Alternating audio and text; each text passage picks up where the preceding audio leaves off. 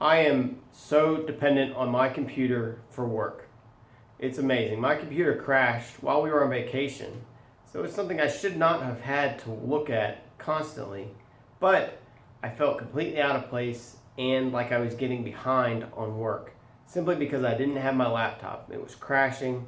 I knew I had to get another one or get it repaired, and then I have to go through the whole process of setting it up and blah, blah, blah, blah, blah.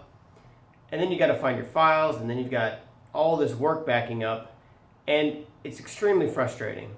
Thankfully, I've used the cloud for a lot of client content, and we have web-based services, software we're using.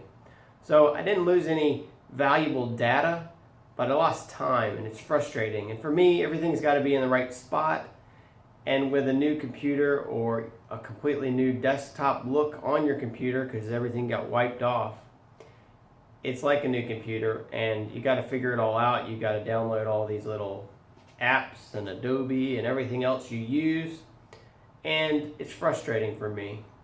Some people may not mind it as much, but for me, it's kind of that I don't want to do this, and therefore it's going to be frustrating. Just put me off base for a while.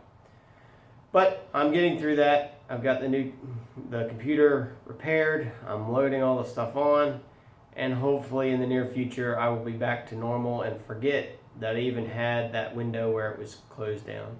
The good thing is it'll get rid of all the junk and the tabs and the links and stuff that I don't really ever use and don't really need on my computer. So it should be a little cleaner experience going forward, but it's frustrating and painful to get there. I'm Justin Struble with BSG Advisors. We're not brokers, we're fixers.